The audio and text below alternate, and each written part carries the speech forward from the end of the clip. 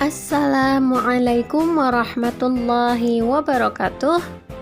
Apa kabar abang dan kakak? Semoga abang dan kakak sehat semua ya. Nah, hari ini berjumpa lagi dengan Miss Inzim. Seperti biasa kita akan belajar tematik. Nah, kita akan melanjutkan tema 3, subtema 4. Mengenai tugasku dalam kehidupan sosial. Hari ini kita pembelajaran 4 dan 5. Nah, kita mulai dengan sikap berdoa. Angkat tangannya, tundukkan kepalanya. Doa sebelum belajar. Bismillahirrahmanirrahim. Rabbi zidni ilma warzuqni fahma. Amin ya rabbal alamin.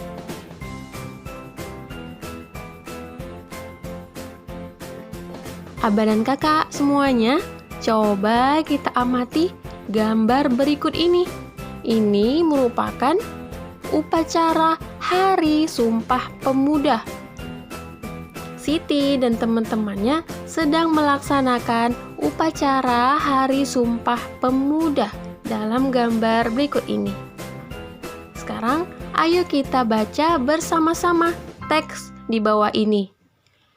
Teks ini menceritakan tentang gambar di sampingnya.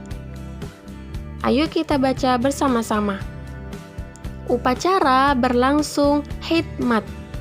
Upacara diikuti seluruh siswa dan guru. Pembina upacara memberi pengarahan. Pembina upacara berpesan agar siswa terus rajin belajar. Seluruh siswa harus bersatu membangun bangsa. Kemudian ada petugas yang membacakan naskah Sumpah Pemuda. Nah, ayo kita baca teks berikut ini. Ini merupakan naskah Sumpah Pemuda. Nah, dan kakak, ayo kita baca bersama-sama dengan semangat ya. Yang pertama, kami, putra dan putri Indonesia, mengaku bertumpah darah yang satu, tanah air Indonesia. Kami, putra dan putri Indonesia, mengaku berbangsa yang satu, bangsa Indonesia. Kami, putra dan putri Indonesia, menjunjung bahasa persatuan, bahasa Indonesia. Jadi inilah bunyi Sumpah Pemuda abang dan kakak. Ada 3. 1, 2, dan 3. Sekarang kita akan mengenal perbedaan suku yang ada di Indonesia. Indonesia dikenal kaya akan berbagai suku bangsa.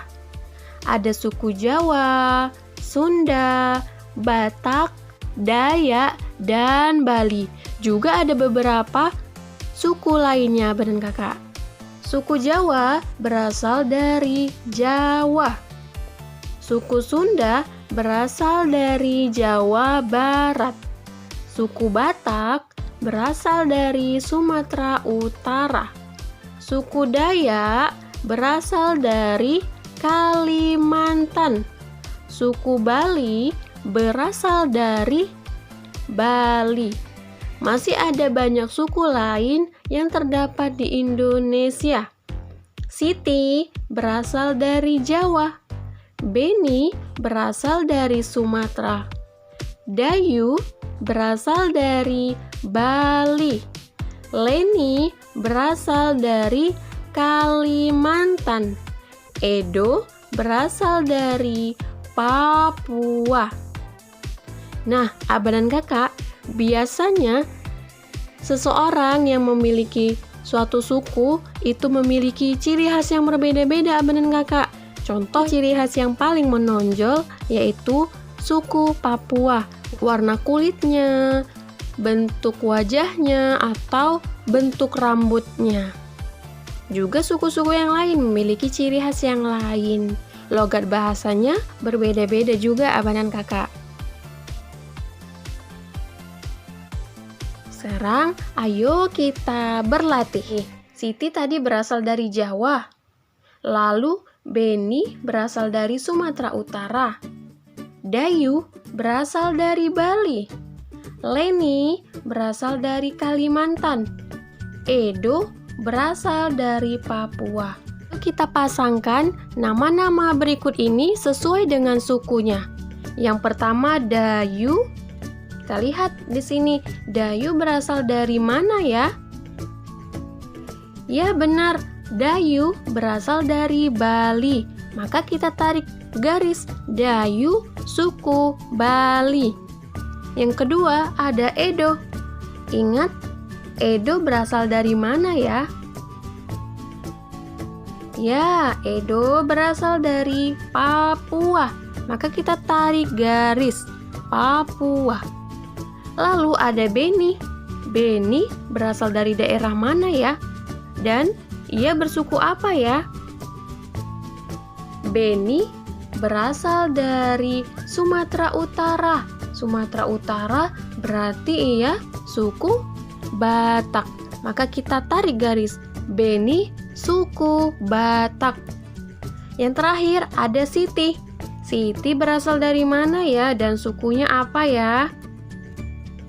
Siti berasal dari Jawa. Maka Siti ini sukunya Jawa.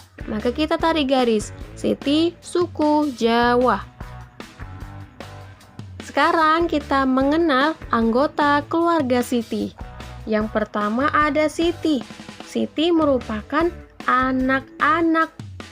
Lalu di sebelah Siti ada Zahra. Zahra ini remaja. Di samping Zahra ada Paman. Paman termasuk orang dewasa. Lalu ada ayah dan ibu. Ayah dan ibu juga dewasa. Kemudian ada kakek dan nenek Siti. Kakek dan nenek merupakan orang dewasa juga. Sekarang kita baca teks di bawahnya ya, abang dan kakak. Kita perhatikan bersama-sama. Zahra adalah anak dari Pak D atau kakak dari ayah. Zahra masih sekolah di SMP. Paman adalah adik dari ayah. Kami memanggil Paman Pak Li. Paman baru lulus dari SMA.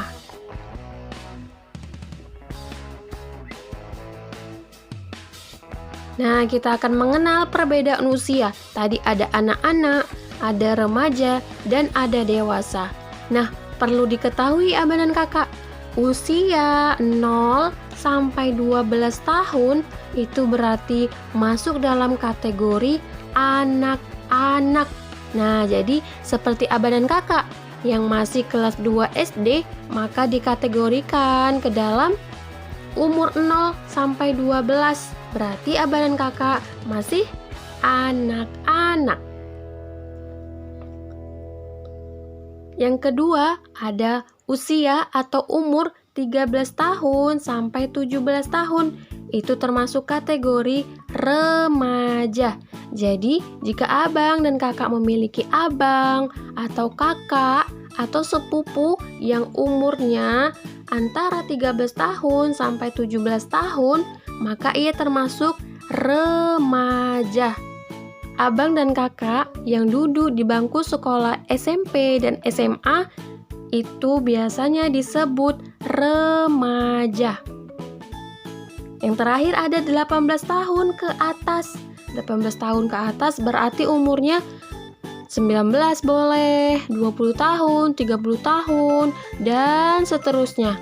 Itu termasuk dalam kategori dewasa, seperti orang tua abang dan kakak, om, tante, kakek, nenek, maka mereka termasuk kategori orang dewasa. Sekarang kita perhatikan gambar berikut ini. Kita pasangkan usia dan kelompok yang sesuai. Nah, perlu diingat Abah dan Kakak, 0 sampai 12 tahun tadi kan termasuk kategori anak-anak. 13 sampai 17 tahun itu kategori remaja. Dan 18 tahun ke atas itu usia orang dewasa. Nah, kita perhatikan di sini ada Beni. Beni berumur 6 tahun. 6 tahun itu termasuk kategori 0 sampai 12 tahun. Berarti Beni termasuk dewasa, anak-anak, atau remaja ya? Ya, benar Abah dan Kakak. Beni termasuk anak-anak. Maka kita tarik garis. Lalu di sini ada seseorang yang berumur 62 tahun. 62 tahun itu berarti usianya di atas 18 tahun. Usia di atas 18 tahun itu termasuk kategori orang dewasa. Maka kita tarik garis Abang dan Kakak. Lalu di sini ada abang-abang yang berusia 13 tahun memakai baju SMP karena bajunya warna putih dan biru. Usia 13 tahun itu termasuk kategori remaja. Ingat, kategori remaja usia 13 tahun sampai 17 tahun. Jadi kita tarik garis remaja. Yang keempat, ada seseorang yang berumur 20 tahun. Ingat, 20 tahun itu berarti di atas 18 tahun.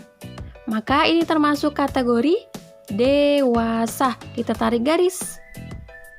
Dan yang terakhir, ada seseorang yang berumur 35 tahun. 35 tahun berarti usianya di atas 18 tahun. Nah, ini kita tarik garis berarti termasuk kategori dewasa. Bagaimana Abah dan Kakak? Bisa ya mengenal perbedaan usia? Diingat ya. Demikian pembelajaran kita hari ini Abah dan Kakak. Semoga Abah dan Kakak dapat memahaminya dengan baik ya. Terima kasih sudah menyaksikan video pembelajaran hari ini. Sampai bertemu di pembelajaran selanjutnya. Abah dan Kakak tetap semangat ya belajar di rumah. Kita akhiri dengan mengucapkan hamdalah. Alhamdulillahirabbil alamin. Assalamualaikum warahmatullahi wabarakatuh.